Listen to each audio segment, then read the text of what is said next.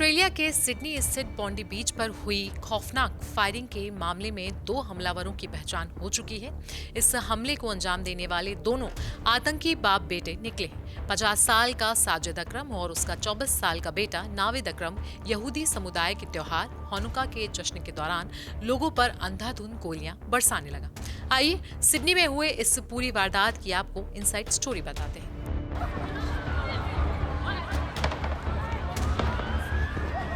¿Qué está pasando?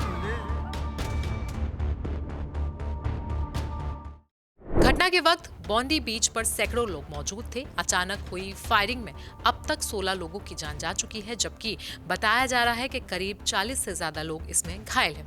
News agency के मुताबिक नाविद अकरम पाकिस्तानी नागरिक है और उसके पास न्यू साउथ वेल्स का ड्राइविंग लाइसेंस भी था। New South Wales police commissioner ने बताया कि 50 साल के साजिद को पुलिस ने मौके पर ही गोली मार दी थी, जिसके उसकी मौत हो गई। वहीं उसका बेटा नाविद घायल हालत में अस्पताल में भर्ती है। शुरुआती जांच में दोनों का रिश्ता बाप बेटे का ही पाया गया।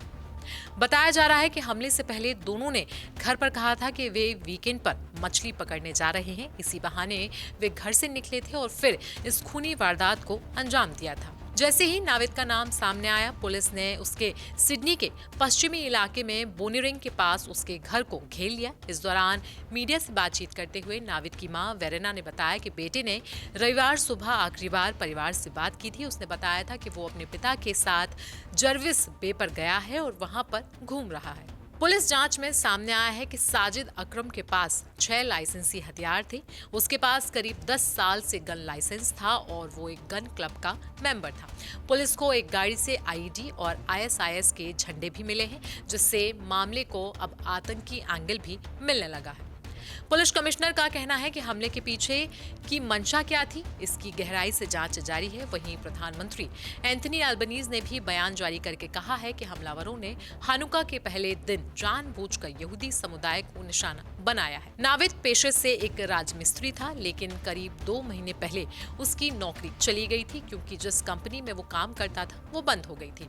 उसकी मां का कहना है कि उसका बेटा ज्यादा मिलनसार बिल्कुल भी नहीं था और ना वो शराब पीता था, ना ही सिगरेट। वो ज्यादातर अपने काम में ही व्यस्त रहता था। पुलिस रिकॉर्ड के मुताबिक नाविद को पहले कुरान की पढ़ाई पूरी करने से जुड़ी एक सोशल मीडिया पोस्ट में टैग किया गया था, जिसके बाद उसे हटा दिया गया। वहीं इस हमले में जान गंवाने वालों की उम्र 10 साल से लेकर 87 साल तक बताई जा रही है। सबसे कम उम्र का बच्चा सिडनी चिल्ड्रंस हॉस्पिटल में दम तोड़ दिया है। वहीं नाविद अपने पिता, छोटी बहन और भाई के साथ एक 3 बेडरूम वाले घर में रहता था, जिसे परिवार ने हाल ही में खरीदा था। इस पूरे कांड में एक और शख्स ब्रेव मैन के नाम से वायरल हो रहा है, जिसने आतंकियों से गोली छीनकर सबकी जान बचाने की कोशिश की थी। उसके कजन ने उसके बारे में क्या कुछ बताया है, चलिए आपको वो भी सुनवा देते हैं। Yes, he was as he was on the beach. He walked and see some people they have guns. That's what we see in the videos. Actually, I don't know exactly what happened, but when he see that, he take the gun off from the guy, and everyone they see in the social media what's going on, what happened, but still he's in the hospital and we don't know exactly what's going inside. But they said the doctor he's very okay, and next 2 hours they let us to go in and see Ahmed because he's still inside and he do the operation.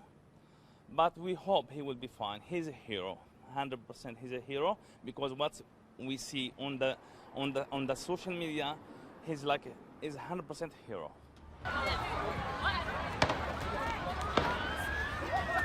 ¿Qué está pasando?